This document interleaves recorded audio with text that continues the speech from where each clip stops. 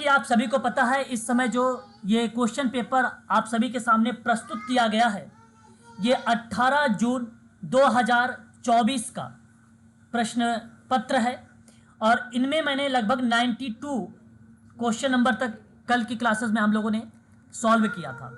92 का जो सही जवाब गया था, आप लोगों ने ही जवाब बताया था, इसका ऑप्शन नंबर जो जाएगा वो 4 वाला ऑप्शन करेक्ट हुआ था। यहां पर आगे आज हम बढ़ रहे हैं 93 नंबर से। बड़े ही ध्यानपूर्वक प्रश्न को पढ़ना है, उसके बाद आप विकल्प का चुनाव करेंगे और ऐसे ही 22 अगस्त 2024 को करना है आप लोगों को, ठीक है। और बड़ा ही आसान सा सवाल आपके सामने प्रस्तुत भी है। किसी समूह की बात कर रहा है, यानी किसी ग्रुप की बात कर रहा है, यही होता है कीवर्ड समझने का। किसी समूह की प्रभाविता को किन संकेतों पर माप सकते हो आप, किस तरीके से। आप इसकी इंग्लिश भी देखिए, है ना, इंग्लिश भी देखिए ताकि आप समझ सके। प्रभाविता जो शब्द लिया गया वो इफेक्ट से लिया गया है, इफेक्टिवनेस किससे लिया गया है, और इसी के आधार पे आपको मेजरमेंट करना है। आप प्लीज इसका जवाब बताइए कि क्या विकल्प का आप चुनाव करना उचित समझेंगे। प्लीज इस प्रश्न का जवाब दें। क्वेश्चन नंबर 93, विकल्प बताएं एक बार, फिर मैं आप लोगों को बताऊं। ABC sir. ABC, okay. जी सर, जी जी। हरिओम जी, आप भी अपने विचारों को प्रकट करें प्लीज, क्या कहना चाहते हैं। सर कोई आइडिया नहीं है, सर कोई आइडिया नहीं है। कोई आइडिया नहीं है भाई, ऐसे सवाल को आप निगलेक्ट ना करें प्लीज, है ना। विचार जरूर प्रस्तुत क्या करें, कुछ ना कुछ। देखिए, किसी समूह को प्रभावित करने के लिए संकेत की बात कर रहा था यहाँ पर, और मैं आप लोगों को बता दूं इस संदर्भ में ये बड़ा ही आसान सा क्वेश्चंस दिया गया है, इवैल्यूएशन के आधार पर है ये प्रश्न। आपके इवैल्यूएशन का मतलब क्या होता है, एक प्रकार का मूल्यांकन होता है। इसी मूल्यांकन की प्रक्रिया में इन संदर्भों में इसको रिप्रेजेंट किया गया, और मेरा कहने का आशा इस संदर्भ में यह है कि आप व्यक्तियों की संख्या को संकेत करेंगे, ये बात सही है। भावात्मक परिवेश को भी आप संचालित करेंगे, ये भी बात सत्य है आपकी। और समूह की शिक्षा पर भी बल देंगे। देखो, समूह की प्रभाविकता को किन संकेतों पर मापा जाता है। एक तो हम देखेंगे समूह में कितनी संख्या है। क्यों हरिओम, देख सकते हैं भाई, बताइए।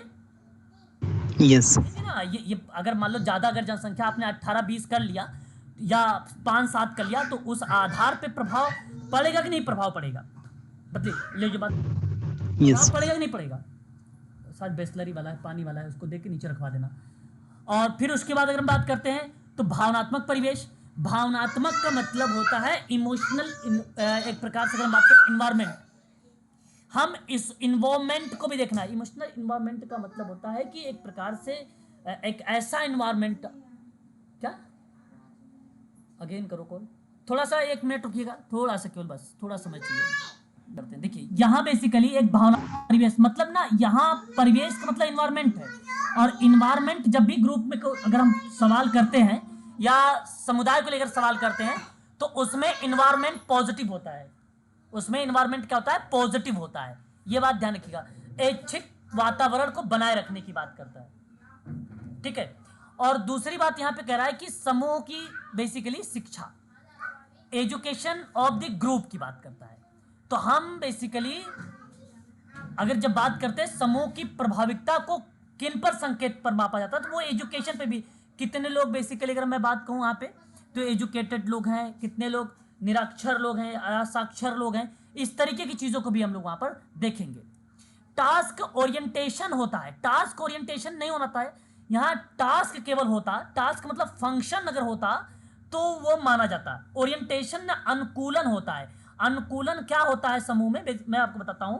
जब आपने MSW कर रहे थे तो आपको अनुकूलन दौरा मिला होगा, ओरिएंटेशन विजिट, समवर्ती दौरा, यस सर, है ना। तो ये वो बेसिकली ना कुछ पल के लिए होता है, एक प्रकार का अगर मैं कहूं तो समिति के रूप में रिप्रेजेंट की जाती है। यहां अगर यूजीसी नेट ने सवाल किया ना, तो वो समिति के रूप में यहां पे पॉइंट दिया है कार्योमुखता को लेकर। तो इसलिए कार्यमुखता नहीं हो सकती यहां पर, कभी भी नहीं हो सकती, और ये गलत हो जाएगा। स्थान जिसमें समूह विद्यमान है, देखो ये चीजें सार्वभौमिकता सत्यता पर आधारित हो जाती है कि वो कोई प्लेस है जिसपे बेसिकली ग्रुप ऑलरेडी विद्यमान है, बना हुआ है, तो वो कोई कार्य का मतलब ही नहीं बनता, है ना। हमने तो समूह को प्रभाविकता के रूप में संकेत मापा जाता, तो हो सकता है कि वहां पे समूह बना हुआ है, ठीक है। इस तरीके से विद्यमान का मतलब है तो भाई वो सार्वभौमिकता के रूप में ले लिया कि भाई हर एक जगह पे ग्रुप बना ही होगा, ऐसा कह रहा है विद्वान के रूप में। सही बच्चा जवाब दिया है सिराज ने, यहां पर ए और बी सही होगा, आपका ऑप्शन नंबर पहला ही करेक्ट जवाब होगा। ये सत्य है, ये सत्य बात है, ऑप्शन नंबर पहला सही होगा। यहां पर अगले सवाल की तरफ अगर रुक करते हैं, ये देखिए सवाल आपके सामने प्रस्तुत हुआ 90, कौन सा नंबर का सवाल आ गया ये 94 ना, हाँ 94 नंबर का सवाल आपके सामने प्रस्तुत हुआ और कहा कि जो है टोयोडर सैनिन विद्वान का नाम यहां पे रिप्रेजेंट किया है।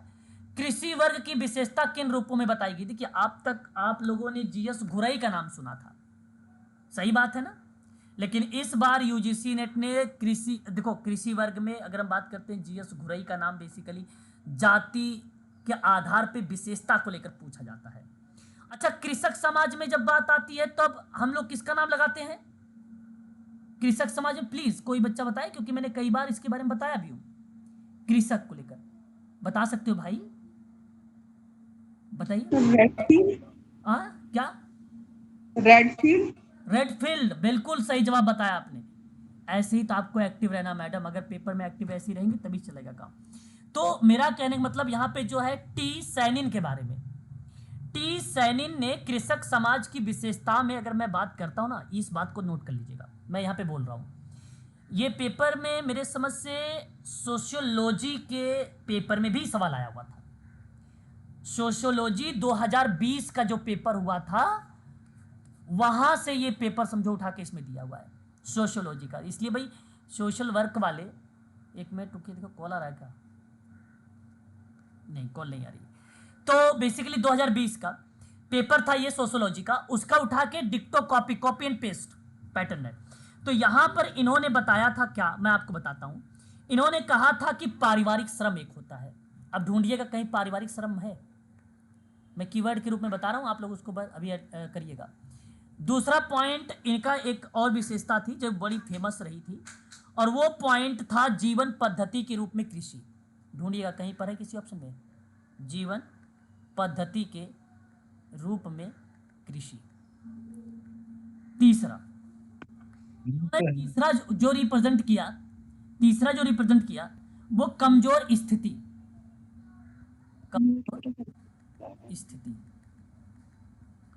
ये मैंने कीवर्ड के रूप में दिया है ना। अब ये अब समझिएगा थोड़ा सा।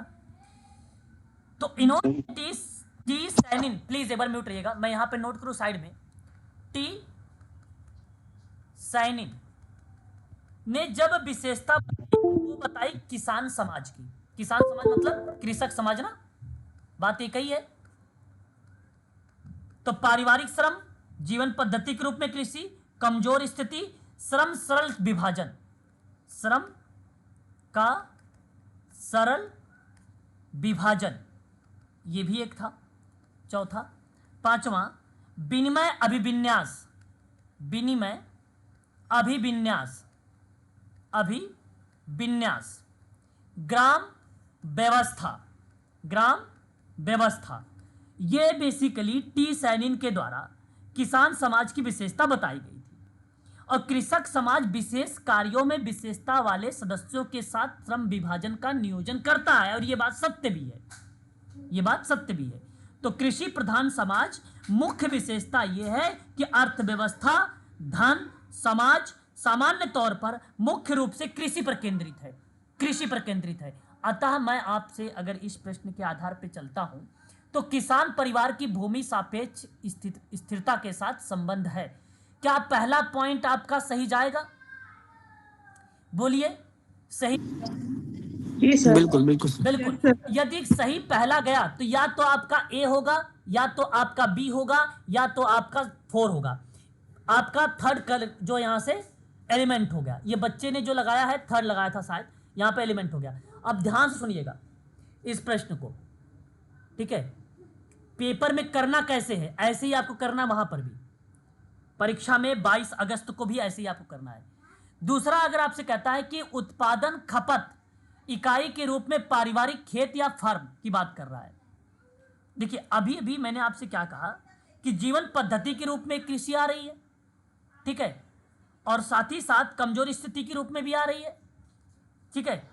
आपको मैंने कहा कि श्रम का सरल विभाजन भी हो रहा है, ठीक है, और ग्राम व्यवस्था की भी बात हो रही है ना, ग्राम व्यवस्था की भी बात हो रही है।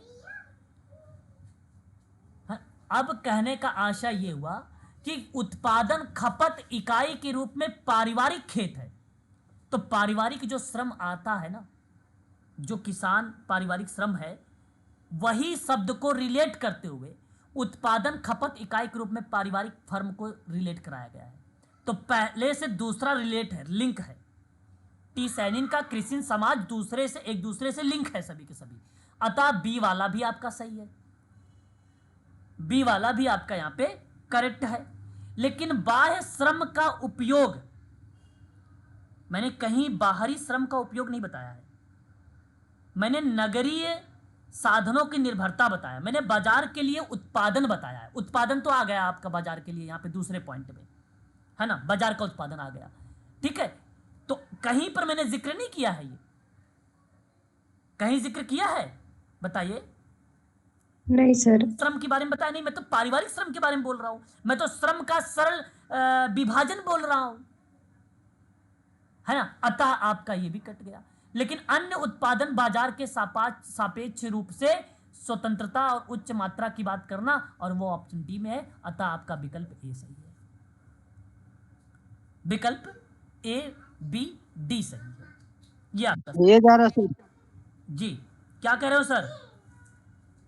ये जा रहा सर ऑप्शन। हाँ, ए ऑप्शन सही है, बिल्कुल। अब देखिए ये सरल सवाल आपके सामने प्रस्तुत, योजना उठा के लाए क्या? तो क्या करें, आनी भी नहीं थी, एकदम से पीछे पड़ गई, लेके चलो। चलो अच्छा, फिर आगे बात करते हैं वर्ष को लेकर। स्वामित्व योजना एक है, सम्मान बचत प्रमाण पत्र है, समग्र शिक्षा है, कृषि उन्नति योजना है। अगर मैं आपसे यहाँ पे कहता हूँ स्वामित्व योजना, तो क्या आप 24 अप्रैल 2020 बताना उचित समझेंगे? Yes sir. April 2020। Yes sir. अगर मैं आपसे कहता हूं कि महिला सम्मान बचत प्रमाण पत्र को लेकर, तो क्या आप 2023 लगाना उचित समझेंगे? अगर मैं आपसे कहता हूं समग्र शिक्षा को लेकर, तो 2018 लगाना उचित रहेगा, और कृषि उन्नति की बात योजना की करेंगे तो 2017 रहेगा। तो ये आपको मैं बता दूं आईएमपी सवाल, और आप सभी को रिपीट हो सकता है 22 अगस्त को यही सवाल, पक्का बता रहा हूँ। मेहनत कोई नहीं करना चाहता आज के आधुनिक युग में, कॉपी पेस्ट करना सबको पसंद है ना, चाहे राइट। लेक्चरर ही क्यों ना हो या कोई प्रोफेसर ही क्यों ना हो, ये सबके अंदर ऐसी भावनाएं जागृत हो गई हैं आज के युग में, ठीक है। और ये मैं बता रहा हूँ कि ये पक्का 110% अच्छा क्वेश्चन मुझे लग रहा है, यूनिक दिख भी रहा है। 2024-23 लिखा हुआ है, समझो 20, 23, 18, 17 हाल ही की बात है, ये सवाल बन सकता है। अतः विकल्प यहाँ पर अगर जा रहा है, तो वो विकल्प आपका कौन सा जा रहा है? तीसरा जा रहा है ना, ठीक है। क्वेश्चन नंबर 96 कहता है चेतना, चेतना मतलब क्या होता है भाई? चेतना मतलब जागरूकता, कॉन्शियसनेस। अच्छा, अगर ये चेतना, चेतना जो शब्द है, मैं अगर आपसे चैतन्यकरण बोल दूं, वो भी सही है, बोल दूं, वो भी सही है। तो किसका नाम लगाना उचित समझेंगे? सोशल एक्शन के ऊपर सोचिएगा। सर पाउले फेरे। पाउले फ्रेरे का नाम, बिल्कुल, बहुत बढ़िया जवाब दिया आपने। पैडागोजिया अप्रेज्ड करके एक किताब लिखी, बड़ी फेमस थी, इसी पेपर में आया हुआ था। पाउले फ्रेरे की किताब बड़ी फेमस रही है, ठीक है, वो भी याद रखना। चलिए अब बताइए जरा कि चेतना को समझने के लिए या समझना निश्चित रूप से किसका लक्ष्य हो सकता है? अगर आपको ये समझना है तो क्या हो सकता है इसका लक्ष्य? प्लीज एक बार अपने एबीसी। एबीसी। एबीसी करें। एक बात तो मैं तय कर दूं कि जब 22 अगस्त को पेपर में बैठना, तो जब राजनीतिक शब्द मिल जाए तो उसको क्या कर देना है? काट देना है, कैंसिल कर देना। बहुत बढ़िया। अब जहां जहां ई लगे वहां ऑप्शन में क्या करना है? उसको काट देना है। दूसरा और तीसरा ई लिखा हुआ था इसलिए काट दिया। अब बचा है 4। अब दोनों में से option 4। Option 4। Sir option 4। Option 4 भी बता रहे हैं। अच्छा, 4 मतलब 4 वही हाँ सर। है ना। चलो अब देखिए, अगर मैं आपसे कहता हूं आर्थिक, अब सोचिए जरा, सोशल वर्क जब भी एक्टिविटी करती है या जब भी कोई क्रियाविधि समाज कार्य में होता है, तो मैं कहता हूं आर्थिक अन्वेषण पर रिसर्च बेसिकली। देखिए ये ना, जैसे अगर यहाँ पर सवाल होता तब जैसे अगर मैं कहता कि वृद्धों को लेकर थोड़ा सा, है ना, उसमें पेंशन को लेकर बात करता, उनकी उनकी योजनाओं को लेकर बात करता, ठीक है, लोगों को समाज की मुख्य धारा में फाइनेंशियल की प्रक्रिया को लेकर बात करता, तब वो सवाल जानते हैं कहाँ से बनता, समाज कल्याण प्रशासन से बनता। और जब समाज कल्याण प्रशासन से बनता ना वो सवाल, तो वो आपका टोटली टोटली आर्थिक अन्वेषण आपका सत्य माना जाता है। लेकिन सवाल चेतना को समझने को लेकर था, तो चेतना का समझने का आशय जब भी होता है तो यह प्राथमिक प्रणाली आती है, प्राथमिक प्रणाली आती है। और प्राथमिक प्रणाली जब भी आपके दिमाग में ये शब्द को रिलेट कराता है तो अनुभाविक अन्वेषण सही है, सैद्धांतिक अन्वेषण सही है, अनुभवजन्य अन्वेषण सही, ये तीनों पॉजिटिव शब्द हैं, तीनों के तीनों पॉजिटिव शब्द हैं इस प्रश्न के आधार पर लक्ष्य पर। तो ए बी सी ही सही जाएगा सर, और डी भी एलिमेंट हो जाएगा, और सही जवाब 4th होगा। सही जवाब बताया आपने नंबर 4, ठीक है, तो इसलिए आपका ए भी कट गया। तो प्रश्न ऐसे ही आपको करना है। चलिए देखिए, ये सवाल अभी हाल ही में एक बच्चे ने मुझसे पूछा था भाई, ठीक है, कि हैड मेडन मॉडल के रूप में जाना जाता, ये सवाल अभी किसी बच्चे ने हाल ही में पूछा था। सुनीता, सर मैंने सुनीता, मनीषा, श्वेता सर। सर श्वेता। चलो श्वेता बताओ फिर इस सवाल का जवाब क्या होगा। सामाजिक नीति के वितरण विकासात्मक उत्पादनवादी मॉडलों की विशेषता के तुलना के आधार पर सवाल बनाया गया कि सामाजिक नीति के हैंडमेडन मॉडल किस रूप में जाना जाता है। मैं 3 शब्द बताऊं, 3 शब्द। एक शब्द ध्यान रखिएगा, पुनर्वितरण सामाजिक नीति का मॉडल है, दूसरा विकासात्मक मॉडल है, तीसरा उत्पादकतावादी मॉडल है। ये 3 मॉडल है, और इन मॉडलों के आधार पे बेसिकली एक प्रकार से रिप्रेजेंट किया गया है उनकी विशेषताओं को लेकर। मैंने सामाजिक नीति की ना मॉडलों पर विचार विमर्श आप लोगों से एक बार क्लास में किया था। Yes yes. तो यहाँ अगर मैं आप सभी लोगों से कहूँगा ना, तो आप सभी लोग ऑप्शन नंबर 4 को ही लगाइएगा, है ना, ऑप्शन नंबर 4 औद्योगिक। यहाँ पर सही जवाब बेसिकली जो जाने वाला है वो औद्योगिक उपलब्धि प्रदर्शन का मॉडल जाएगा। देखिए अवशिष्ट जो मॉडल होता है, मैंने ये आपको बताया था, एक तो नाम याद रखना, टिटमस का नाम, किसका नाम याद रखेंगे, टिटमस। तो टिटमस ने ये मॉडल दिया, तो जहां सामाजिक कल्याण का अंतिम उपाय था जिसे केवल उन लोगों को प्रदान करना चाहिए जो खुद भरण पोषण नहीं कर पाते हैं, इंडिपेंडेंट मतलब किसी पे आश्रित होते हैं, तो आप बी वाले को लगाओगे तो वहां पे ठीक हो जाएगा, है कि नहीं, वो आपका अवशिष्ट का मॉडल के रूप में रिप्रेजेंट हो जाएगा, ठीक है। और उसके बाद हमारे सामने जैसे संस्थागत मॉडल था, हमने बताया था कि इसका मानना था सामाजिक कल्याण नागरिकों का एक मौलिक अधिकार है जो बेसिकली सार्वभौमिक के रूप में प्रदान किया जाता है, तो उस परिप्रेक्ष्य में वो सही हो जाता है। और एक हमारे सामने प्रस्तुत हो रहा था विकासात्मक मॉडल। विकासात्मक मॉडल को हम रिप्रेजेंट किस तरीके से करते हैं,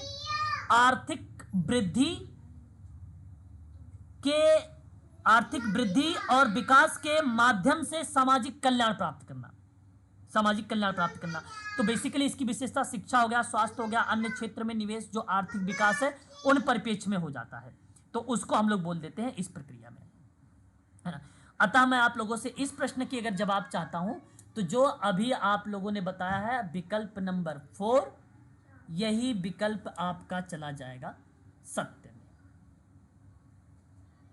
ठीक है। और इस जी बताएं सर। ऑप्शन ए में पुण्य वितरणात्मक मॉडल भी तो दे रखा है। देखिए मैं आपको बता दूं मैडम, यहाँ पे आपके सामने अगर पुनर्वितरण का मॉडल दिया हुआ है तो ये कहा है कि किस रूप में जाना जाता है, तो हैंड मेडल मॉडल को मैम औद्योगिक उपलब्धि प्रदर्शन के मॉडल के नाम पर ही जाना जाता है। तो नाम पुनर्वितरण का मॉडल थोड़ी ये परिभाषा दे रहा है, उसका दूसरा नाम पूछ रहा है आपसे दूसरा नाम पूछ रहा है।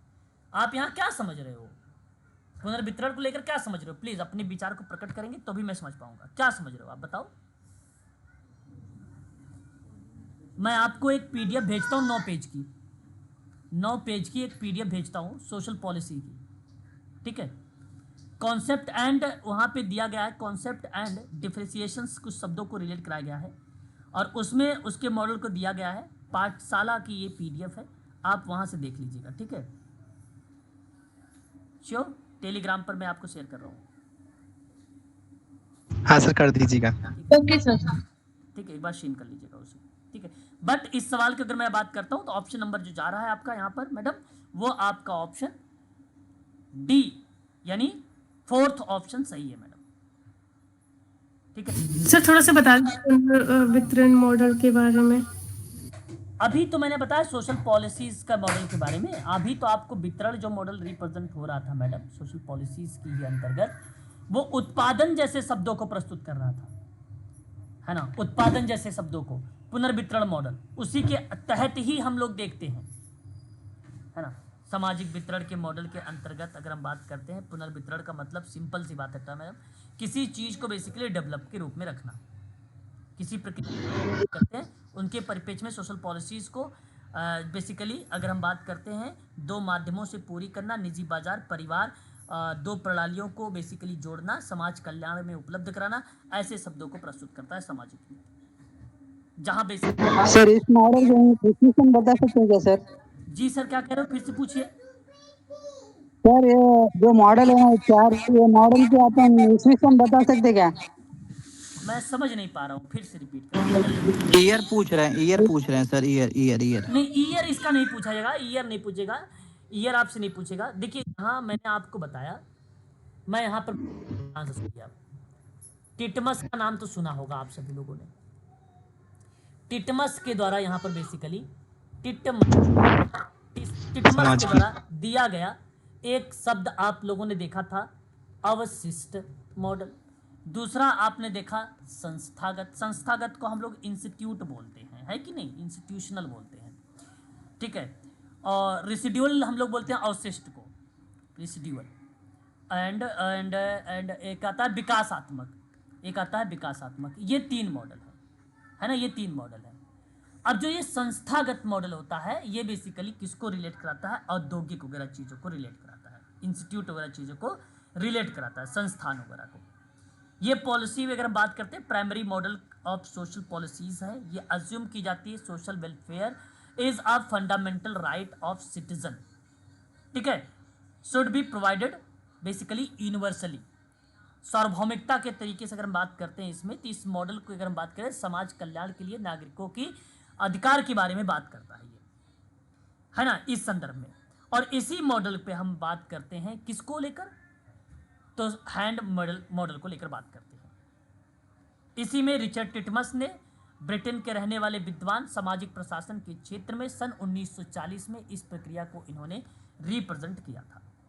आप ऐसा कह सकते हैं, ये प्रक्रिया इनके अंतर्गत ऐसी सोशल पॉलिसीज के अंतर्गत शामिल की गई। क्या अभी भी इस चीज़ में कोई आपको डाउट लग रहा है, या कुछ चीज़ें ऐसी लग रहे हैं कि जिसमें आपको प्रॉब्लम्स बन रही हो इस सवाल को लेकर, प्लीज़, क्योंकि ये सब जो गोल्डन चांस, अगर कुछ पूछना चाहते हो तो आप पूछ सकते हो अभी भी, है ना। और बता दूं इसमें कुछ चीज़ें और बताऊं इम्पोर्टेंट,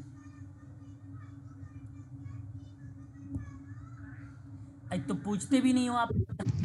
बता दीजिए सर, बता दीजिए। देखिए कोई बच्चा कहा भी बता दीजिए, कोई बच्चा कह रहा नहीं बताइए। चलो फिर देखो, सुनो थोड़ा सा एक लाइन और, इसमें नीचे नोट कर देता हूं तब आप समझ पाएंगे अच्छे से, है ना। सामाजिक नीति का हैंडमेडन मॉडल सामाजिक कल्याण को समाज में महत्वपूर्ण संस्था के रूप में देखता है, जो उद्योग और कार्यबल को सेवा प्रदान करके अर्थव्यवस्था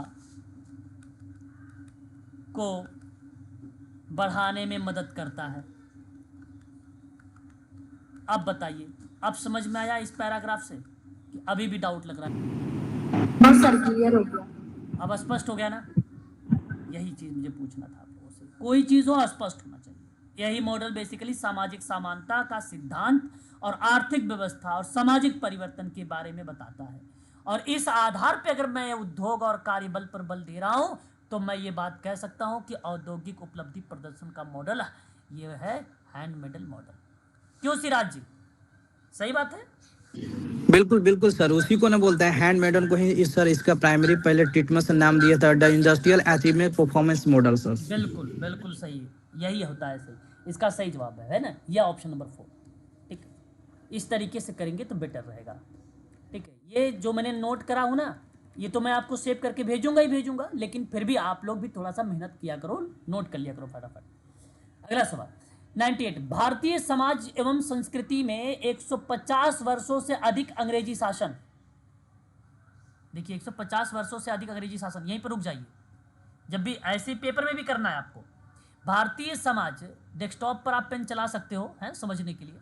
भारतीय समाज एवं संस्कृति में 150 वर्षों से अधिक अंग्रेजी शासन के परिणाम स्वरूप परिवर्तन आए हैं और इस पद में प्रौद्योगिकी, संस्था, विचारधारा, मूल्य जैसे निम्न स्तरों पर घटित परिवर्तनों को सम्मिलित किया जाता है।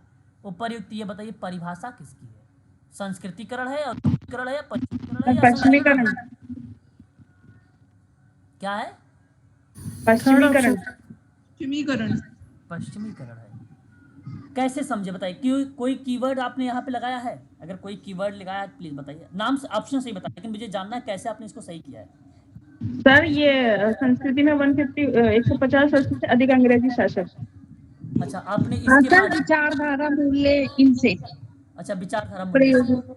चलो जैसे मैं अगर आपसे बात करूं तो जो संस्कृति में भी ये जो कीवर्ड है, भारतीय समाज की संस्कृति 150 वर्ष से अधिक अंग्रेजी शासन है ना, इस प्रक्रिया की अगर हम बात करते हैं पश्चिमी देशों से, नहीं आप लोग कहते हैं भाई संस्कृति हमारी पश्चिमी देशों से आई है, पाश्चात्य संस्कृति। हाँ पाश्चात्य संस्कृति, हो किसी बच्चे ने साफ शब्दों में भी बता दिया, किस हम लोगों ने बार बार बोलते भी है, पढ़ते भी है ना। और मैं आपको बता दूं कि यही परिभाषा जानते हो किसकी है? श्रीनिवासन। एक बार बटन ऑन करना निधि, एमएन श्रीनिवासन का, एमएन श्रीनिवासन का। और सही जवाब आपने जो दिया है यहाँ पर, थर्ड वाला ऑप्शन सही है। खुशी हुई कि आपने यहाँ पे अपने कॉमन सेंस का प्रयोग किया है। सर ये कॉमन सेंस पे आधारित था। सही। हाँ, और मैं आपको बता देना चाहता हूँ इस प्रश्न के बारे में थोड़ा सा, कि ये प्रश्न उठाया कहाँ से है ना। इस प्रश्न की अगर हम बात कर रहे हैं तो ये बनाया कहाँ से है, किस चीज़ से लेकर, थोड़ा सा आप सुनिएगा जरूर, मैं यहाँ पर लिखता हूँ है ना, ताकि आपको ये भी समझ में आ जाए। मैं आपको इसी अवधारणा का निर्माण, किसकी बात हो रही? पश्चिमीकरण की, पश्चिमीकरण की। इसी अवधारणा का निर्माण एम.एन. श्रीनिवास ने भारत के पारंपरिक सामाजिक रचना में सामाजिक और सांस्कृतिक गतिशीलता की प्रक्रिया का वर्णन करते हुए इन्होंने एक बात कही। दक्षिण भारत के, बताइए कौन सी जाति? दक्षिण भारत, अरुणा जाति सर। नहीं कुर्गो, कुर्गो के अध्ययन किया था ना श्रीनिवास। किसका अध्ययन किया था? दक्षिण भारत में कुर्गो जनजाति का अध्ययन किया था। कुर्गो का रामपुरा गांव में। हाँ, अध्ययन किया था, बहुत बढ़िया। अध्ययन में सामने आया, अध्ययन में सामने आया। ठीक है, लेखक ने, मतलब श्रीनिवास, लेखक के 150 से अधिक 150 से अधिक वर्षों के परिणाम स्वरूप भारतीय समाज और संस्कृति में लाया गया परिवर्तन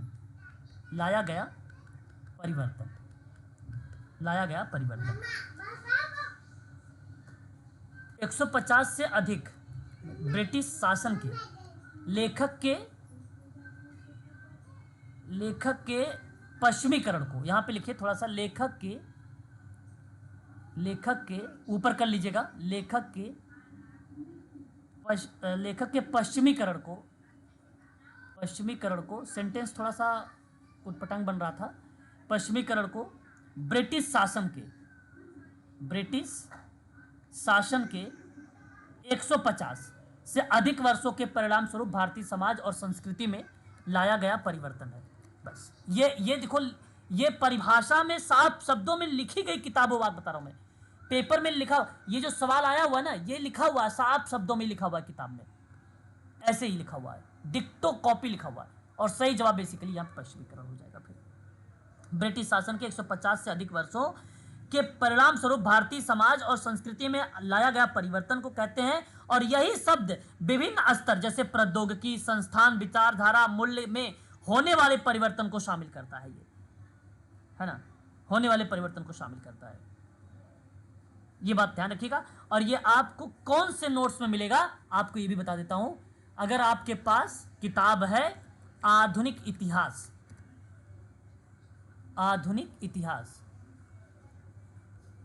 इतिहास, भारतीय समाज पर विशेषता और प्रभाव, भारतीय समाज पर विशेषता और प्रभाव की किताब में ये सवाल मिल जाएगा। तो देखिए यूजीसी नेट कहाँ से सवाल दे दिया। ये सवाल मैं आपको बता दूं यूपीएससी का सवाल है, पश्चिमीकरण, ये यूपीएससी का सवाल है, ठीक है, जो सवाल यहाँ पर आया हुआ है। और सही जवाब ऑप्शन नंबर आपका तीसरा। लेकिन सर है बहुत सिंपल है, तो जो देखो, जो पढ़ा बच्चा है पश्चिमीकरण के बारे में, है ना, वो बता सकता है यहाँ पे, जिनको कॉमन सेंस का। लेकिन सिंपल सवाल तो है ही है, बिल्कुल बात सही कह रहे हो आप सर, बहुत सरल सवाल है। दिमाग जा सकता था संस्कृतिकरण की तरफ भी, है ना, लेकिन यहाँ पे पश्चिमीकरण होगा सही जवाब। तो ठीक, ऑप्शन नंबर तीसरा सही होगा। अगला सवाल चलते हैं। ग्रुप प्रोसेस शीर्षक नामक पुस्तक के लेखक कौन, नाम बता सकते हैं? क्या नाम? RW टॉसलैंड एवं रिसाव। नो, गलत। सर सी ट्रेकर बर्कोविज का नाम है। ग्रुप प्रोसेस किताब जो है बर्कोविज का नाम है, सन 1978। पहला ऑप्शन सही है, पहला ऑप्शन सही है। ट्रेकर मैम ना, ये ग्रुप वर्क में आते हैं, प्रोसेस में नहीं आते हैं, प्रिंसिपल में आते हैं, ये सिद्दीकी कम्युनिटी में आते हैं। ये ग्रुप वर्क के जो टॉसलैंड रिसाव का नाम देख रहे हैं सर ना, ये स्टेज में आते हैं, अवस्था में, और ये समुदाय में आते हैं। और ये केवल ग्रुप प्रोसेस बचा। यहाँ आप एलिमेंट भी कर सकते थे, आप सिद्दीकी को हटा दीजिए, टॉसलैंड को समूह कार्य की अवस्था पढ़ेंगे अभी आप, जब से टकमैन का, रिसाव का, टॉसलैंड का, नोदरलैंड का, ठीक है, इस तरीके के नाम आते कई, वो आपको मैं कराऊंगा। तो ये आपका बेसिकली वहाँ से हट जाता अवस्था से। ट्रेकर का तो मैंने कई बार बताया प्रिंसिपल इसके हैं, यहाँ से हट जाता, बचा यही 1978, सही हो जाता। अच्छा, वर्ष नहीं पूछा है फिलहाल, आप याद रखिएगा वर्ष भी, ठीक है। ऑप्शन पहला सही हो जाएगा, ठीक है। बताइए जी सर। यस। क्वेश्चन नंबर 100, किसने समाज कार्य अभ्यास को 4 अवस्था में, देखिए बड़ा आसान सवाल, सबसे आसान सवाल, पिंकस मिनहम। जी सर। जब भी इसका नाम आता है ना, मिनहम का, समाज कार्य अभ्यास में ही नाम इसका आता है हमेशा। ये जब भी आता है प्रैक्टिस में ज्यादा फेमस है, ये प्रैक्टिस में। और ये देखो क्रम बता रहा हूं मैं आपको, लिखा हुआ है पेपर में, क्रमशः सेवार्थी व्यवस्था नंबर 1 पे आता है, लक्ष्य व्यवस्था नंबर 2 पे आता है, क्रिया नंबर 3 पे आता है, परिवर्तन आ गया भैया नंबर 4 पे। पिंकस और मिनहम कहाँ है? 4 में है ऑप्शन में। 4 ऑप्शन आपका सही होगा। कब 1973 में दिया था ये भी बता दें सर एग्जाम कैंसिल नहीं होता ना, तो इस बार सर अपने क्लास से बहुत बच्चे का JRF नेट होता सर, बहुत बच्चे का सर। हाँ ये बात सर अब लग रहा है कि हाँ हमने सही टिक किया है। अब लग रहा है सही क्या है।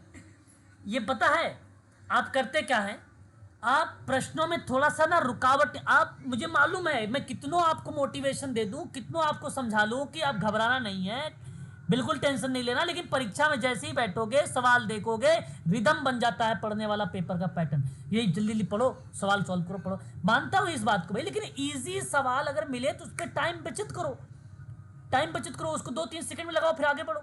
इजी सवाल पे, उस पर आप लोग ना बी वाला भी चेक करते हो, कहीं बी वाला सही है कि नहीं सही है, सी वाला भी चेक कर लेते हो, डी वाला भी चेक कर लेते हो, क्योंकि फुल कॉन्फिडेंस है नहीं, इस वजह से तो आपके टाइम बचते नहीं। तो मैं कहता हूँ इसीलिए कि सवाल पे थोड़ा सा फोकस करेंगे तो आसान लगेगा। सवाल मैं जब भी करता हूँ बताता भी हूँ बच्चों को, यही तरीका भी होता है। अच्छे अच्छे अध्यापक भी यही बात बताते हैं कि अगर आप प्रश्न को सही तरीके से पढ़ेंगे तभी आपको उत्तर मिल पाएगा। और मैं यही कहता हूँ, बार बार कहता हूँ कि प्रश्नों को ही सही से पढ़ो। अब बात आती है फैक्ट को लेकर, तो फैक्ट याद कैसे कर, अब वहाँ पर याद करने वाली सबसे ज़्यादा अहम भूमिका बन जाती है। अब देखिए, अरेंज करना है following the book of the descending order. एक सवाल देखो इसी में आया था, गलत आया हुआ था।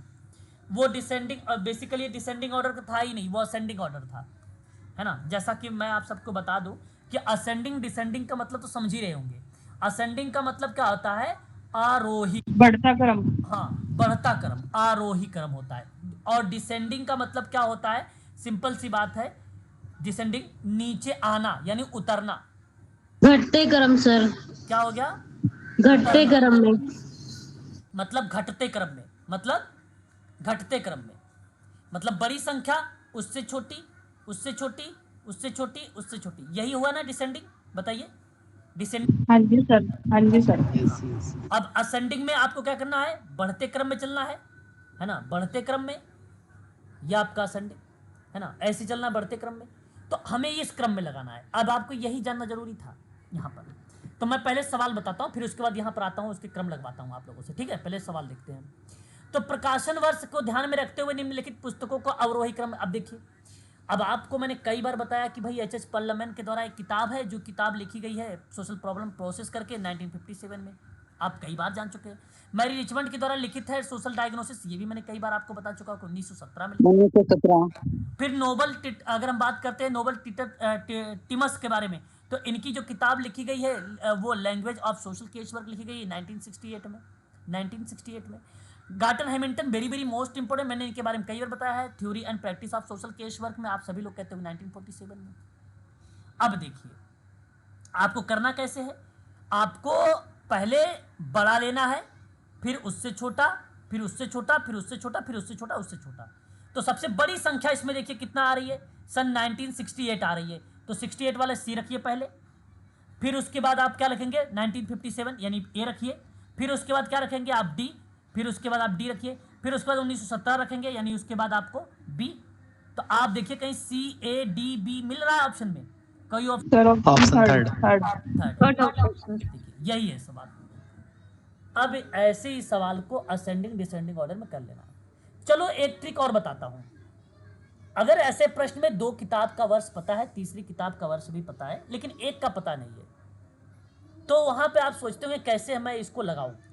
तो आपको ऐसी कंडीशन पे ना ऑप्शन को ढूंढना पड़ेगा, लाइक मैं कर रहा हूं यहाँ पे, ध्यान से सुनिएगा, थोड़ा सा आपको मदद मिलेगी यहाँ पर, ये भी चीज, ठीक है। अब देखिए क्या है कि इसमें कहा भाई आपको पता था यहाँ पर 1957, 1970 और 1947, ये 3 पता था। 1968 नहीं पता रहा होगा आपको, बहुत बच्चों को नहीं पता रहा। जी सर। तो अब देखिए, कहने का मतलब ये है कि इसने पूछा है डिसेंडिंग ऑर्डर में, तो सबसे कम संख्या में इन तीनों में कौन है, 1917 आया है, 1917 यानी बी आया है। बी ऑप्शन में देखिए ये भी आ रहा था, ये भी आ रहा था और ये भी आ रहा था। आपका तो सेकंड ऑप्शन खत्म हो गया, क्योंकि आपको तीसरा पता नहीं है, लेकिन इन तीनों के आधार पे आप लगा रहे हैं। मैं एक ट्रिक बता रहा हूं, ये बात ध्यान से सुन लीजिए, मैं एक ट्रिक बता रहा हूं। बी 1917 हो ही नहीं सकता।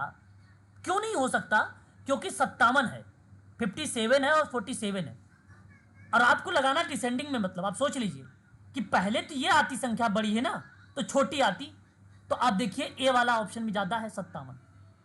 अब देखिए 57 यहां पर आ गया है ना, 57 यहां पर है ए वाले ऑप्शन में, और 57 देखिए कहां पर है आपको ए में, देखिए यहां पर भी है 57, दोनों में।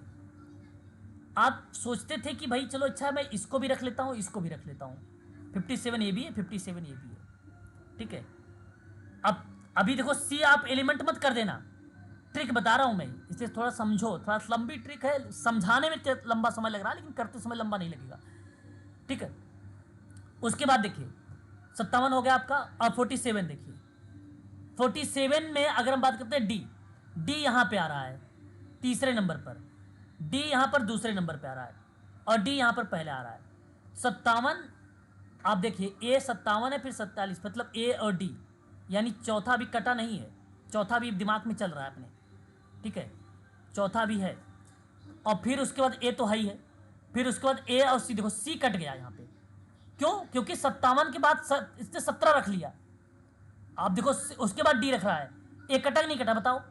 कट गया ना बीच में, क्योंकि असेंडिंग या डिसेंडिंग ऑर्डर ध्यान रखना, डिसेंडिंग ऑर्डर। समझ रहे हो नहीं मेरी बात की टाइम में वेस्ट कर रहा हूँ प्लीज? Yes, yes. हाँ हाँ, समझ रहे हो ना? टाइम पता चले टाइम वेस्ट में कर रहा हूँ तो फिर कोई फायदा नहीं होगा, इसलिए आप एक नहीं सर। है ना। आपका ए भी कट गया, अब बचा आपकी 2 फाइट होगी, 2 फाइट बची है किसमें? तीसरे और चौथे में, ठीक है। अब आप सोच रहे हैं कि मुझे, अगर मैंने ए और डी को 47 मान लिया, सी वाला मान लिया हमने कि भाई ये बनेगा आपका जो है सी वाला 1968 का, ठीक है। बी आपका 1917, बी लास्ट में ये भी, बी लास्ट में ये भी, और फिर उसके बाद सी आपको इसने दिया है कि भाई 68, सी यहाँ पे तुम्हें पता ही नहीं है सी, और ए दिया है, ए में 57 है, फिर डी दिया है आपका 47 है, फिर उसके बाद बी दिया है आपका 17 है। तो देखो ए और डी कुछ आपको ऐसा लग रहा है कि एक सीक्वेंस बन रहा है, ए और डी, ए और डी, ए और डी, ये सीक्वेंस बन रहा है। तो इसका मतलब है कि ये आगे आएगा सी, यहाँ ए और डी, ए और डी के बाद कूद गया है बी पर, ठीक है। तो हम इधर झुकाव कभी नहीं करेंगे, आप ऐसा झुकाव मत करें, जो क्रम में चलेगा उसका झुकाव कर लेना, ये ट्रिक है क्रम में। और दूसरी बात, प्राथमिकता आप जब भी सवाल में देना, या तो ऑप्शन बी या तो ऑप्शन सी। जब ट्रिक की बात आएगी तो, जब ट्रिक की बात आएगी तो ऑप्शन बी और सी को ही आप दोनों में से किसी एक को टिक मारना। हाँ सर, ये भी बात सही है ना, या तो बी या तो सी। तो अगर मैं सी की बात करता तो ऑप्शन नंबर 3 यहां पर मारता, और प्राथमिकता मैंने सी को ही देता यहां पर, क्योंकि ए और बी यहां पर ए डी बी जा रही थी, इसलिए मैं तीसरा वाले को टिक मार लेता, ठीक है। तो ये ट्रिक है, ये 2-4 बार जब मेरे से सुनोगे ना तब आपको ये रिदम में बन जाएगी। आपको अभी और आगे आएगा तो मैं बता दूंगा एक बार और, ठीक है। बाकी एक बार वीडियो देखोगे ना तो और अच्छे समझ में आ जाएगा आपको। आगे सवाल देखिए 102 नंबर का, सामाजिक विभेदीकरण के 3 कारणात्मक कारकों यथा संभावित गुणवत्ता एवं निष्पादन की व्याख्या किसके द्वारा की गई है? बड़ा आसान सवाल और फैक्ट है, और सवाल आसान बनाया है ये सामाजिक विभेदीकरण का 3 कारणात्मक कारक। सर। टालकाट पार्सन्स का नाम बताया है मैंने। ओके, सही है सर, ये सही है। चलिए, यहां जैसे कि अभी आपके विचार जो हमारे सामने प्रस्तुत हुए सामाजिक विभेदीकरण की प्रक्रिया में, देखिए यहां अगर हम बात करते हैं सामाजिक विभेदीकरण या सामाजिक भेदभाव, आधुनिक समाज में श्रम विभाजन और स्वायत्त मूल्य क्षेत्रों के उद्भव की प्रक्रिया को संदर्भित करता है।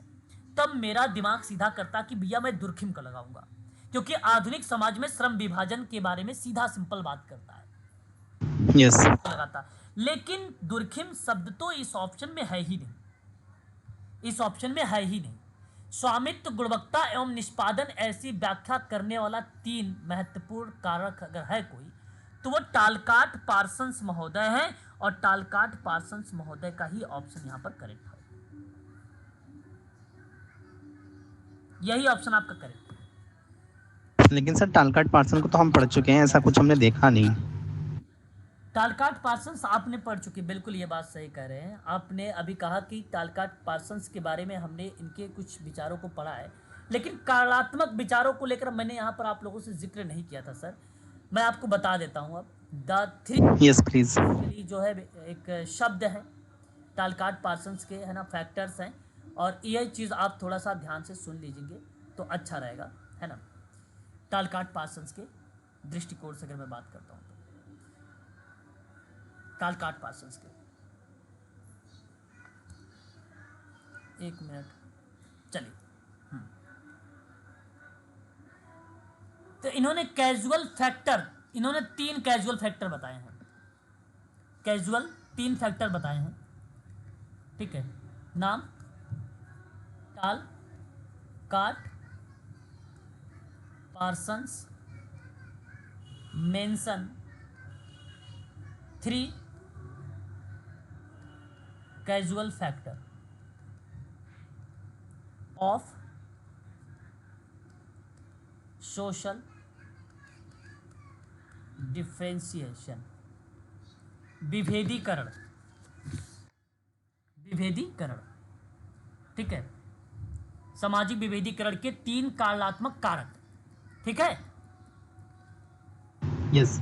एक जी स्वामित्व, दूसरा गुणवत्ता, तीसरा निष्पादन, ये 3 कारक है ना, इनके 3 जो है फैक्टर हैं, याद रखिएगा। हम लोगों ने इनके biological, psycho social and culture जैसे फैक्टर को बेसिकली रिप्रेजेंट करते थे उस समय, और उस प्रक्रिया को हम लोगों ने जिक्र किया था और देखा भी था। और पर्टिकुलर बेसिकली अगर हम बात जब भी करते हैं तो कंटेंट हो गया, प्रोसेस हो गया, प्रोडक्ट हो गया, लर्निंग इन्वायरमेंट हो गया, ये और भी कारक के रूप में रिप्रेजेंट होते हैं। तो स्वामित्व का मतलब एक प्रकार से मालिक को रिप्रेजेंट किया इसने। यस। और गुणवत्ता को लेकर किसी क्रिया में कितनी क्वालिटीज हैं, है ना, वो कितना क्वालिटीज है, मतलब वहां पर आप ये समझ सकते हो सामाजिक विभेदीकरण में कहाँ तक चीजें इन इक्वलिटी चीजें के रूप में रिप्रेजेंट हो रहा है, कहाँ कहाँ भेदभाव चीजें रिप्रेजेंट हो रहा है, कहाँ कहाँ पावर रिप्रेजेंट हो रहा है, कहाँ कहाँ कल्चर एंड रिलीजन्स मतलब धर्म रिप्रेजेंट हो रहा है, उनकी क्वालिटीज की बात करना। और फिर लास्ट में संपादन जैसा या संपादित जैसे निष्पत्ति या निष्पादन कार्य को समाप्ति पर बल दिया, ठीक है। तो यहाँ पर आप नोट कर सकते हैं कल्चर का मतलब संस्कृति,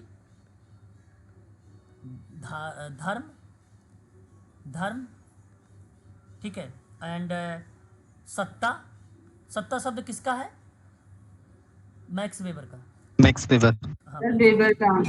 और भेदभाव एंड भेदभाव, ठीक है, पूर्वाग्रह भी कह सकते हो या रूढ़िवादी भी कह सकते हो, यही सब देखा जाएगा इसमें गुणवत्ता में, यही सीन होता है टालकट पार्सन अकॉर्डिंग। और ये निष्पत्ति, और ये बेसिकली वो।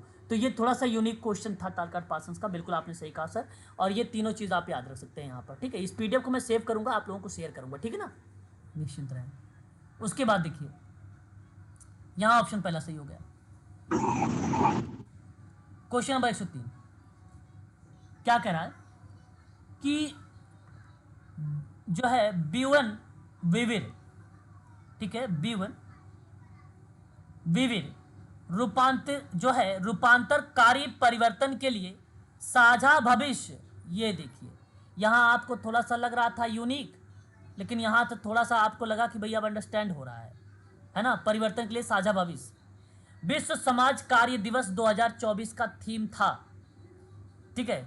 B1 विविर एक सामाजिक दर्शन है जो दक्षिण अमेरिका के देशों में सामाजिक आंदोलनों को प्रोत्साहित करता है। यह किससे संबंधित नहीं है? ये सवाल पूछ लिया भैया, ये किससे रिलेटेड नहीं है, यह आपसे पूछ लिया क्वेश्चन। ऑप्शन 4।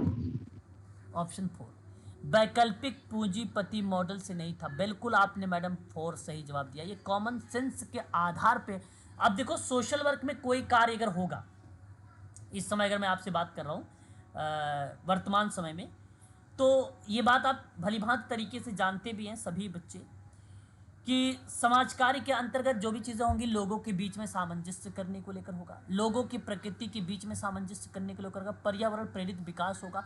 लेकिन पूंजीपति मॉडल पर अगर हम वैकल्पिक रूप में रखेंगे तो एक निगेटिव परिपेक्ष जा रहा है कि किसी पैसे वाले व्यक्ति को या अमीर व्यक्ति को लेकर अल्टरनेट संबंधों पर बातचीत हो रही है।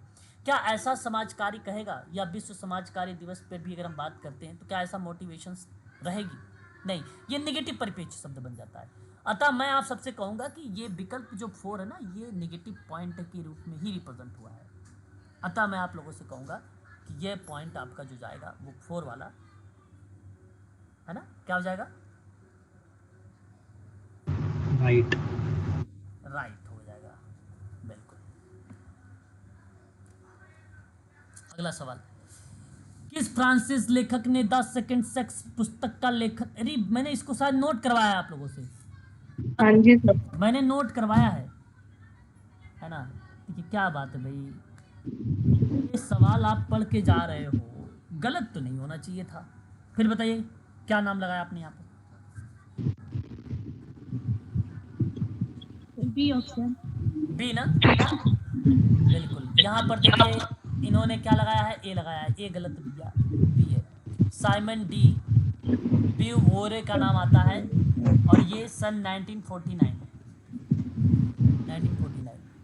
Arrange the follow. अगला सवाल, निम्नलिखित अधिनियमों को उनके प्रवर्तन वर्ष के आधार पे आरोही क्रम में, देखो आरोही क्रम समझ रहे हो, असेंडिंग ऑर्डर, बढ़ते ऑर्डर में चलना, हमें बढ़ते चलना है ना, बढ़ते चलना है, बोलो ऊपर से नीचे। वन्य जीवन संरक्षण अधिनियम 1972 ला दे। यस 1972। अच्छा, राष्ट्रीय हरित अधिकरण अधिनियम 2010 ला दे। ओके, वन संरक्षण अधिनियम 1980। ओके, वायु प्रदूषण एवं नियंत्रण रोकथाम अधिनियम 1981। पर्यावरण संरक्षण अधिनियम 1986। क्या बात है भाई, बहुत अच्छा, खुश कर दिया सर आपने। बताइए, आप लगाइए ऑप्शन में। ए पहले नंबर पे क्या आएगा, बढ़ते क्रम में चलना भाई, इसलिए ध्यान रखना आप लोग। पहले क्या लगाओगे, 1972। उसके बाद 1980। 1980, उसके बाद 1981, फिर 86, फिर 2010। वाह, शाबाश, ऑप्शन ठीक है, ऐसे लगाना है। अब यहाँ ट्रिक बता दूं, यहाँ पर तो वैसे बेसिकली सबको पता है। जैसे मान लो सिंपल बात है, अगर बहुत बच्चों को कौन कौन से याद हो सकता है बताओ, इसमें से कितने बच्चों को सारे याद थे या एक दो याद हैं, बताओ कि रहने दूं, बताओ, बता दीजिए सर। टाइम ज़्यादा ले रहा है इसलिए। बता दीजिए। तो बताओ इसमें से कौन कौन से आपको याद है, बताओ, एक दो याद है, जिसको याद है एक दो बताओ, कौन कौन से याद है इसमें से, आप लोग बताओ। मान लो नियम याद होगा 1980 वाला, और एक 1972 ये वाला याद है, ठीक है। मान लो दो ही याद हैं, ऐसे ही कर लेते हैं, है ना, क्या कह रहे हो, और कौन सा याद है मैडम? पर्यावरण संरक्षण अधिनियम अच्छा, 1986 भी याद है, ओके, चलो अच्छा। अब देखिए, ये आपको 3 अधिनियम याद है, बाकी तो भाई 2 याद नहीं है आपको। ऐसी कंडीशन पर क्या करना है आप लोगों को, फिर वही कंडीशंस कि आपको ध्यान रखना है कि आपको सबसे पहले क्या लेना, बड़ा लेना है, फिर उससे सबसे पहले क्या लेना है आपको, छोटा, सबसे छोटा।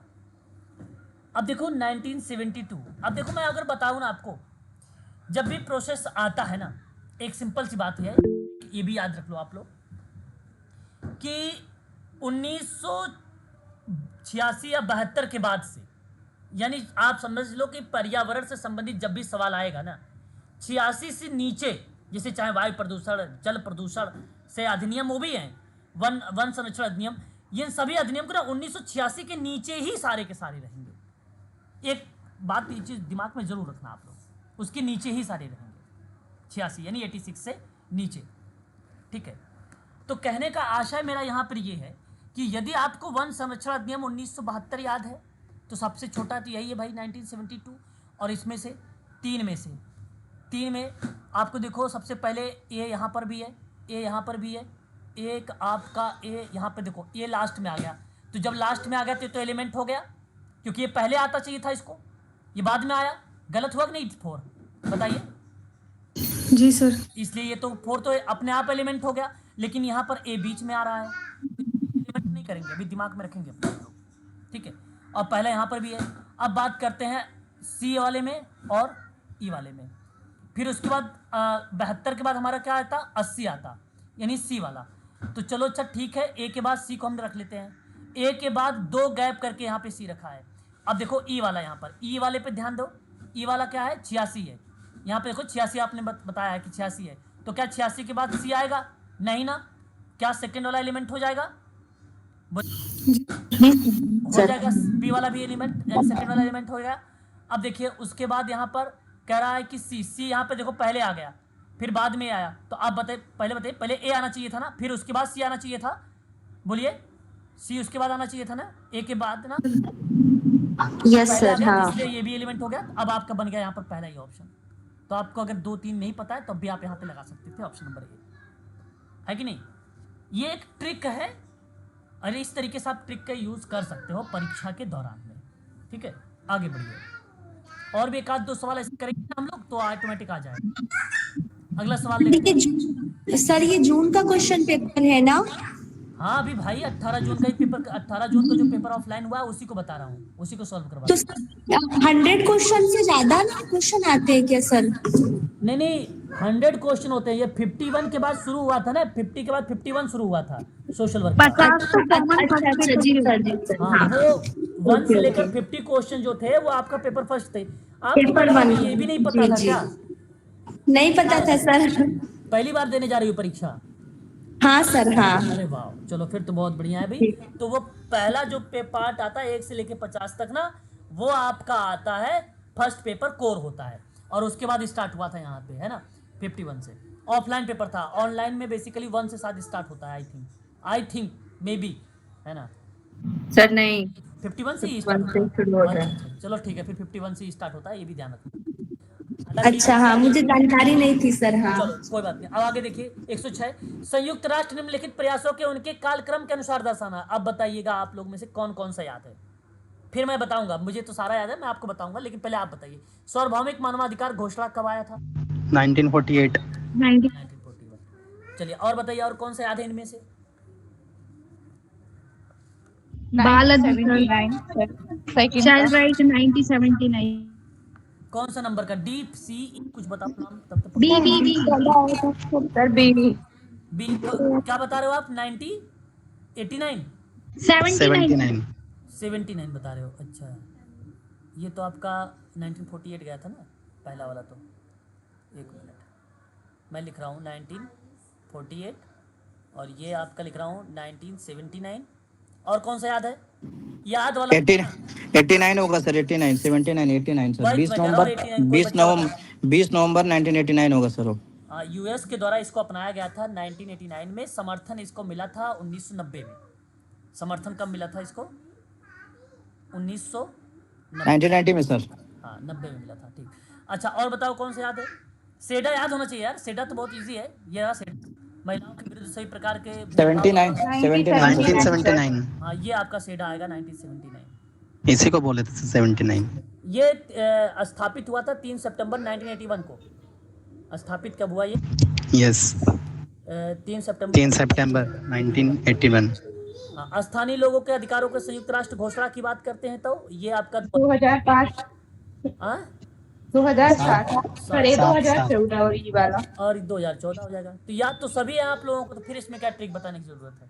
फिर भी अगर आप चाहते हो तो ट्रिक वही तरीका है, एक दो अगर करके एक आध अपने से, यस सर है ना, एक आध अपने से भी करिएगा।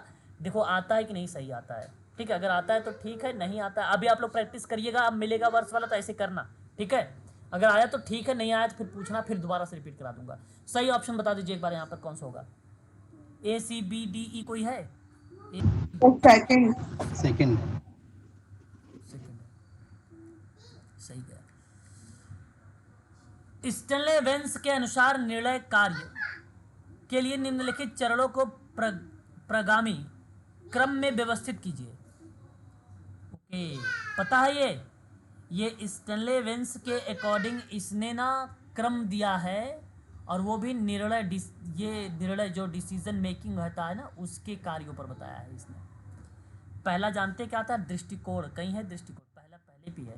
पहला ऑप्शन आपका दृष्टिकोण, ए कहाँ पर है? या तो आपका ये होगा या थर्ड होगा। फिर दूसरा आपका था संकल्पना। संकल्पना मतलब कॉन्सेप्ट आप कह लीजिए, कॉन्सेप्चुअल भी बोला जाता है उसको। सेकंड ऑप्शन आ गया आपका ये सेकंड ही सही जाएगा आपका ऑप्शन ही सही जाएगा। हाँ दूसरा सही जाएगा इसका ये देखो ना, तथ्य है, ये फैक्ट है, ये किताबों में लिखा हुआ है, ये फैक्ट है, याद रखिएगा।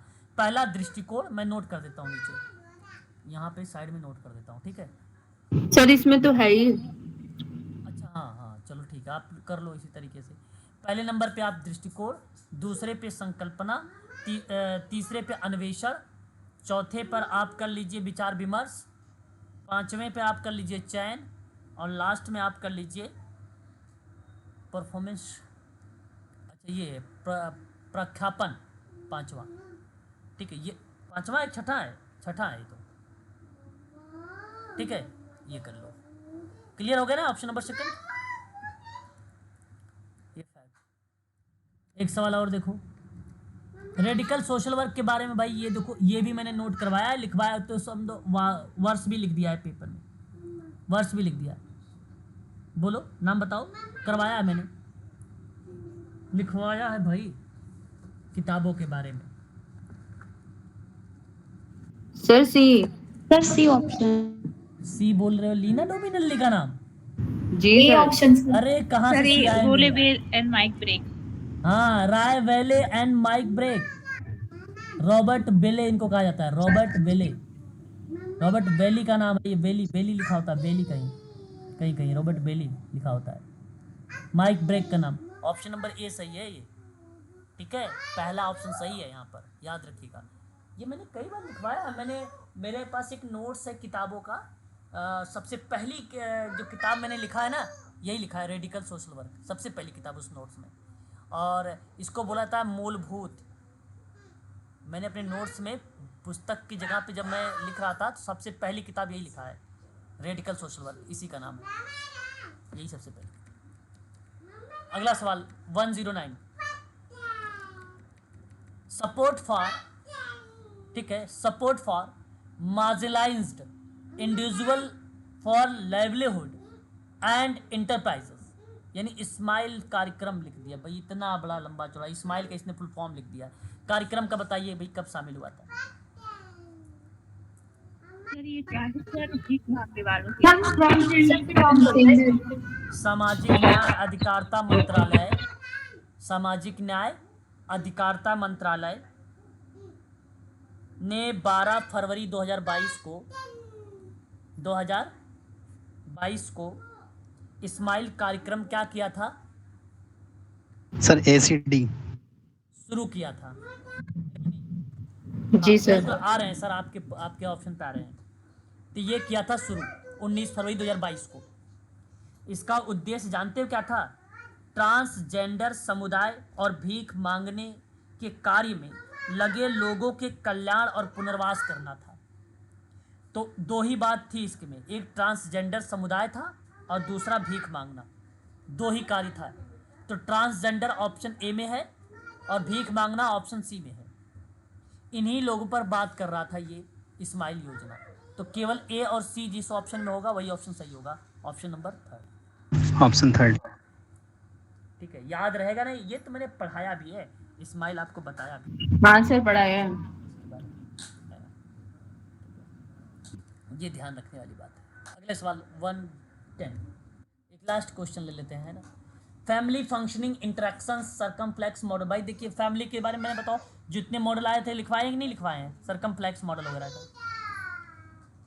लिखवाया भाई, ओल्सन के द्वारा सर्कमफ्लेक्स मॉडल सन 2000 में मैंने लिखवाया था। लचीला, समृद्धता और संप्रेषण, लचीला, संबद्धता और संप्रेषण जैसे शब्द यहाँ पर प्रस्तुत होते हैं, अतः ऑप्शन आपका पहला सही जाएगा।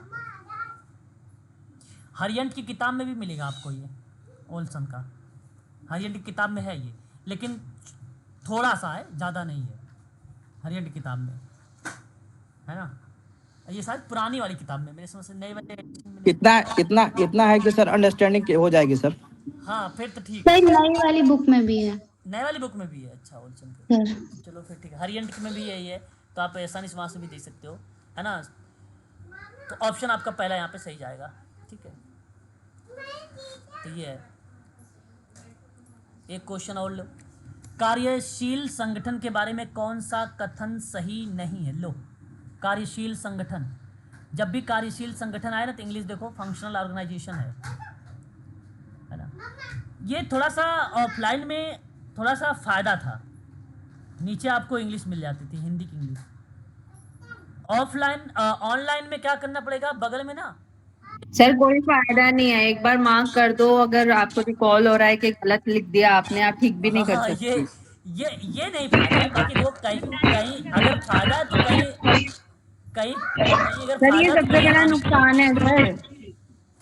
देखो देखो मैडम, मैं बताऊं, किसी चीज़ में अगर फ़ायदा भी तो हानि भी है, कहीं कहीं फ़ायदा है तो कहीं कहीं हानि भी है। अब देखो फ़ायदा तो मैं इसलिए कह सकता हूं कि आप ऑफलाइन पेपर में तुरंत इंग्लिश देख लेते थे, और ऑनलाइन में क्या करेंगे आप, वहाँ पे ना ट्रांसलेट करना पड़ेगा आपको, बगल में कीपैड को दबाना पड़ेगा। हाँ, ये बात सर कर दिया तो सर ऑफलाइन का एक सबसे बड़ा नुकसान ये है कि हर बार मतलब लीक हो जाता है। ये तो सबसे बड़ा नुकसान है ना।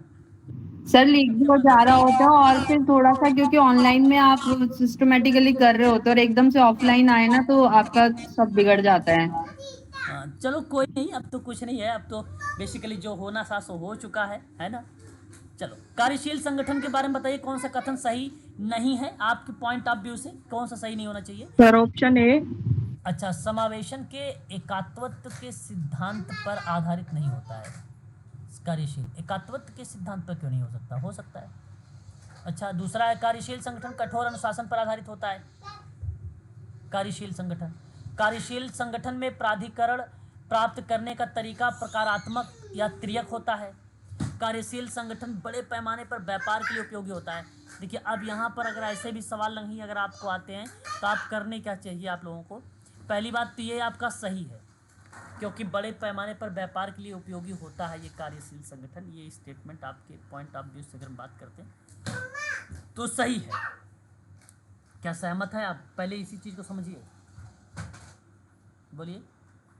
सहमत होना चाहिए भाई आप लोगों को। यस बात है सर है ना, ये स्टेटमेंट आपका सही है मैडम। और दूसरी बात यहाँ पर जो थर्ड करा, कार्यशील संगठन में अथॉरिटी मतलब प्राधिकरण होता है और प्राप्त करने का तरीका प्रकारात्मक या त्रियक होता है।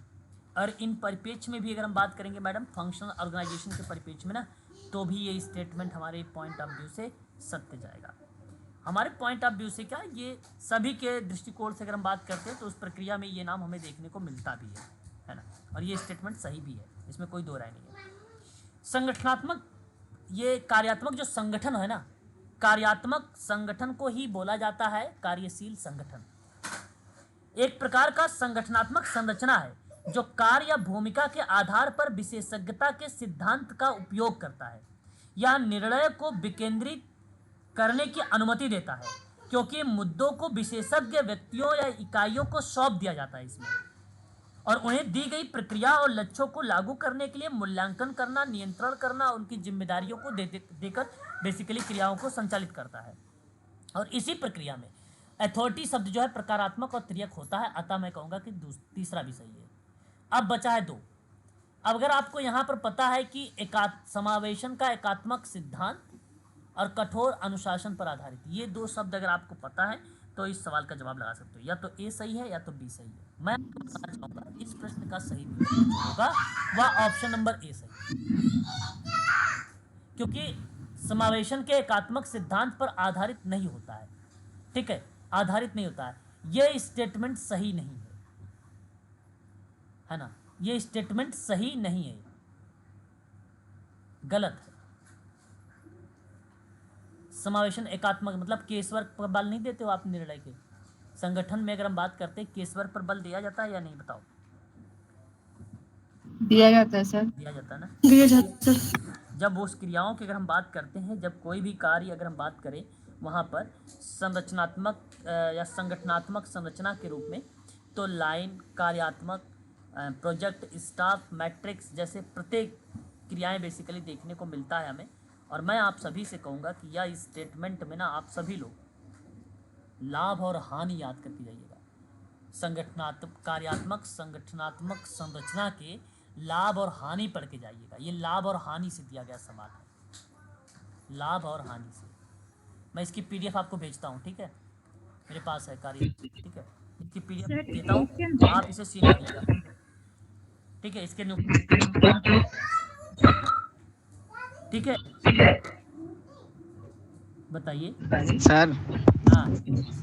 हाँ सर मैं ये कह रहा हूँ सर, मैंने ना उसमें ग्रुप में सर एक आपको ना एक रिक्वेस्ट भेजी है, उसको एक्सेप्ट कर लीजिए। उसमें ना सर आपको पीडीएफ सेंड करनी है सामाजिक नियंत्रण के ऊपर, जो सेकंड यूनिट की है। रिक्वेस्ट भेजा कौन से नंबर? नहीं सर, नंबर से नहीं सर, मतलब एक था कि जो सोशल वर्क से अगर नेट हो जाता है हाँ सोशियोलॉजी के लिए असिस्टेंट प्रोफेसर के लिए अप्लाई कर सकते हैं सर क्या? हाँ, आप अगर आपका नेट होता है तो आप म्यूट हो जाए करो, है ना, म्यूट हो जाओ। जब अगर आपका नेट क्वालिफाई होता है तो सोशियोलॉजी के आधार पे आप वैकेंसी भर सकते हैं असिस्टेंट प्रोफेसर की। लेकिन जब नोटिफिकेशन में ये लिखा रहेगा कि हम सोशल वर्क वाले स्टूडेंट को, MSW वाले स्टूडेंट को जो है यहाँ पर फॉर्म में ले रहे हैं, समाज कार्य वाले वैकेंसी, जो समाज कार्य के लोग हैं एलिजिबल हैं, एक फॉर्म भर सकते हैं, तो वहाँ पर आप फॉर्म भर सकते हो। अभी MPPSC में आया हुआ था, ये MPPSC वाले अभी है, मध्य प्रदेश में ऐसा है, दिल्ली में नहीं है, मध्य प्रदेश में है, मध्य प्रदेश में भर सकते हो सोशियोलॉजी से। मध्य प्रदेश के जितने निवासी उनके लिए बड़ी बेनिफिट है, उनके लिए फ़ायदे हैं भाई, क्योंकि दोनों तरफ है, उनका चिट उन्हीं का पट, सब उन्हीं का है। सोशल वर्क वालों का सोशियोलॉजी में आएगा तो भी भरेंगे, सोशल वर्क में आएगा तो भी भरेंगे। लेकिन प्रायोरिटी तो सर पहले एडमिनिस्ट्रेशन वो देता है सर सोशियोलॉजी को ही सर। सोशियोलॉजी का, हाँ बात सही है, लेकिन आप अच्छे नंबर वगैरह गेन कर जाते हो सिराज, तो अच्छे नंबर से आपको पहले प्राथमिकता मिल जाएगी, ऐसी बात नहीं है। आप अच्छे नंबर, हाँ कंपटीशन वहाँ पे फाइट करते हैं सोशियोलॉजी से तो दे देगा, बिल्कुल सही बात है सर। बात तो सही है, क्योंकि सोशियोलॉजी की वैकेंसी होती, पंकज सोनी ने भी पूछा था शायद, बात है ना। सर वो सिलेबस क्या रहेगा सोशियोलॉजी का या सोशल वर्क का? या मध्य प्रदेश की बात कर रहे हो? जी सर MP की बात कर रही हूँ। MP में प्राथमिकता पहले सोशियोलॉजी की दी जाती है, बाद में सोशल वर्क। अगर सोशल वर्क की वैकेंसी रहेगी तो पहले सोशल वर्क की प्राथमिकता होगी, बाद में सोशियोलॉजी की। लेकिन सोशियोलॉजी का आधार वैकेंसी अगर निकलेगी तो सोशियोलॉजी पहले प्राथमिकता मिलेगी, है ना? ठीक है क्या? जी sir, thank you sir. Sir मेरा एक क्वेश्चन है। बताइए सिराज। सर कोई प्रैक्टिस सेट आता है क्या इसका सोशल वर्क के लिए? देखिए सोशल वर्क की बेसिकली पहले एक R गुप्ता की आती थी बुक, अब बेसिकली R गुप्ता की बुक बेसिकली आजकल मिल भी नहीं रही है, अपडेट नहीं करता है सर, अब वो अपडेट भी नहीं करता। बात सही बोला सिराज आपने, बहुत सही। R गुप्ता की बुक आती थी पहले, अब वो आती भी नहीं है ना। तो मार्केट में केवल अगर एक बुक आती है तो हरियंट की आती है, और हरियंट में तो आपको मैं क्या बताऊं, आप जानते हो भली बात तरीके से, हरियंट में तो लगभग 20 क्या बता रहा हूँ 25% लगभग सही क्वेश्चन होते हैं, बाकी तो सारे के सारे गलत। हाँ सर, उसमें बहुत गलत रहता है। क्वेश्चन कुछ लिख देगा, आंसर कुछ लिख देगा, पता नहीं है 100 के नहीं पेपर छापते हैं, बनाते हैं, प्रिंट कर, पूरा कंफ्यूजन क्रिएट हो जाता है सर उसको पढ़ने से। बिल्कुल। ये बच्चा कौन था भाई, बहुत बढ़िया बताया आपने। यहाँ अगर आप हरियंट की किताब को भी पढ़ रहे हो और भी चीज़ों को पढ़ रहे हो तो इससे कंफ्यूजन बनी रहेगी आपको, पक्का बता रहा हूँ भाई, कंफ्यूजन बनी रहेगी, क्योंकि उसी से आप लोग अगर कंफ्यूज हो रहे हैं। आज बताओ क्यों कंफ्यूज होते हैं पेपर में, सोशल वर्क के बच्चे क्यों कंफ्यूज होते हैं? रीज़न यही है सबसे बड़ी, क्योंकि वो हरियंट की किताब लेते हैं मार्केट में, वही हरियंट की किताब है, हरियंट की किताब में सफिशिएंट मतलब पूरा कंटेंट भी नहीं है, और सफिशिएंट मतलब सही तरीके से उसका आंसर भी नहीं दिया गया है ना, प्रश्न का भी पैटर्न नहीं बनाया गया। तो इसका मतलब क्या हुआ भाई, गलत हुआ। बच्चे यहाँ पढ़ के जाता है, वहाँ पे भी जाकर ठोक के चला आता गलत। तो सर कोई ऑथेंटिक सोर्स है आपकी नज़र में? मेरे नज़र में सर मैं बताऊँ, सोशल वर्क के यहाँ पे अध्यापक कम है, सोशल वर्क के राइटर भी कम। एक किताब लिखने के चक्कर में था। आप ही लोग मुझे कोई बता दीजिए, अगर किसी के पास कोई पब्लिशर अगर है, अगर आज बता दोगे तो आज के आज ही मैं उसको कर दूंगा सब कुछ। मेरे पास सारा कंटेंट पड़ा हुआ है, मैंने दे रखा था पब्लिश करने के लिए बुक, लेकिन उसने आधी किया आधी छोड़ दिया, तब से मेरा फ़ोन भी पिकअप नहीं करता है ना।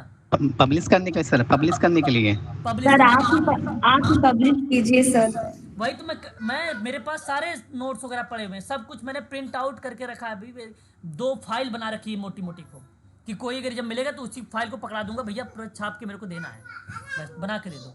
तो वही अगर कोई आपके नज़र में अगर है, अगर आप लोगों के पास में, तो प्लीज़ मुझे जरूर एक हरिओम जी सर जॉब करते हैं, वो सर फाइंड कर देंगे सर। हाँ हरिओम सर। जी बताइए सर। अरे सर फिर तो आप अगर जब हमारे काम को थोड़ा सा बताओ ना, हमें फिर कुछ ज्ञान दो सर। बेसिकली मुझे बात करनी पड़ेगी सर, बात करनी पड़ेगी सर। ठीक हरिओम सर, आप बात करो, एक बार बात करके प्लीज़ मुझे पर्सनल बात करना कॉल करके, और प्लीज़ मुझे बताओ जितना जल्दी हो सके। मैं पब्लिश करवाने के लिए तैयार हूँ, ठीक है। सोशल वर्क की किताब मैं तैयार करवाऊंगा, और उसको आप ही लोगों से करेक्शन भी करवाऊंगा। कम से कम मैं तुरंत पब्लिश नहीं करूंगा, लगभग 1 से 1.5 महीने में, और सभी को मैं उसका दूंगा सैंपल, और सभी लोग को किताब वो पढ़नी होगी, और पढ़ के आप उससे बताइएगा कहाँ गलत है कहाँ सही, वो सारी चीज़ें करिएगा आप सभी लोग। सर उसको पब्लिश करूंगा। सर आई थिंक पढ़ने का काम तो हम लोगों को स्टार्ट कर देना चाहिए, क्योंकि we don't have enough time, right. हाँ ये तो है, अभी तो आप लोगों के पास वो नहीं है, लेकिन बशर्ते मैं इस बुक की बात कर रहा था, जो मैं बुक ला रहा हूँ उसके लिए मैं आप लोगों को कंटेंट जब दूंगा ना, वो अपनी वाला जो पीडीएफ जो वहाँ से मुझे शेयर करेगा उसको करेक्शन करना होगा आप लोगों को। हाँ सर, हाँ भाई। आप लोग उसको बताइएगा, क्योंकि आप लोग ही वहाँ पे बता पाओगे मुझे, क्योंकि मैं तो बेसिकली देखूंगा ही देखूंगा, लेकिन साथ साथ आपको भी दिखवाऊंगा ताकि आप भी वहाँ पे करें, है ना। ठीक है सर, ओके। फिलहाल आप बात करिएगा हरिओम जी, ठीक है सर। हाँ सर, मैं कोशिश करूँगा, पूरी कोशिश करूँगा। ठीक है, बहुत बढ़िया, बड़ी खुशी हुई मुझे कि आप मेरा थोड़ा सा कोऑपरेट करेंगे, ठीक है। थैंक यू सो मच आप लोगों का भी। और चलिए आज के लिए बस इतना ही रखते हैं, फिर मुलाकात करेंगे कल मॉर्निंग। कल लास्ट हम लोग एक विद्वान के बारे में पढ़ेंगे, ठीक है। क्लाउड का नाम, लेविस्टोस का नाम। ठीक है, गुड नाइट सर। चलिए good night, good night, good night, Good night, sir. Good night, good night.